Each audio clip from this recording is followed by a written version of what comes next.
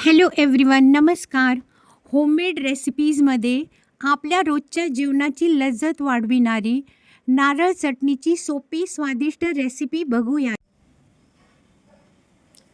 नारळ चटणीकरिता लागणारे साहित्य: इन्ग्रेडियंट्स नीडेड: 1 नारळ, 3-4 हिरवी मिरची, 5-6 लसूण पाकळ्या, अर्धा इंची आले, 1 मोठा चमचा तेल फोडणीकरिता, थोडासा कढीपत्ता, थोडीशी कोथिंबीर, 1 लिंबूचा रस, मीठ चवीनुसार, अर्धा चमचा मोहरी.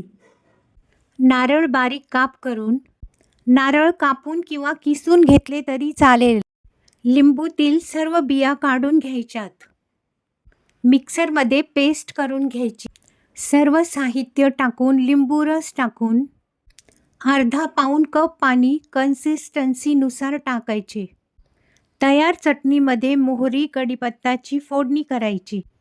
ही चटणी इडली, डोसा, स्नॅक्स, जेवणात, ब्रेड सँडविच बरोबर सुद्धा खूप छान लागते. नारळ चटणीमध्ये रिच फायबर न्यूट्रिएंट्स असतात. बरेच हेल्थ बेनिफिट्स मिळतात. जरूर ट्राय करा. Stay happy, healthy. God bless all. आणि हो, आवडल्यास लाईक आणि सबस्क्राईब जरूर करा.